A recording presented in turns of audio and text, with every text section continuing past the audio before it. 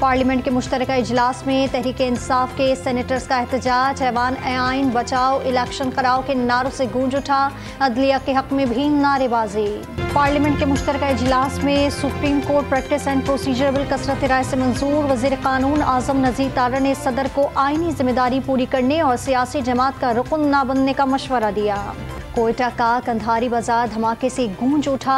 दहशत गर्दों ने पुलिस की गाड़ी को निशाना बनाया। हमले में 4 अफराद जाँ बहक, पुलिस एहलकारों समेत 6 से ज़ायद जख्मी हो गए। पंजाब के कच्चे में दहशत गर्दों की मौजूदगी का इंकशाफ। निगरान वज़ीर आला मोहसिन नकवी की ज़ेर सदारत इजलास में CTT की रिपोर्ट पेश कर दी। मोहसिन नकवी का रियासती रिट हर सूरत कायम रखने का आज़म। कंकोट में कच्चे का मुहासरा जारी। IG सिंध गुलाम नबी मेमन भी पहुँच गए। जराइम पेश अफराद के खात्मे और प्रोफेसर अजमल सामंत के कातिल को कैफरे किरदार तक पहुंचाने का आज़म।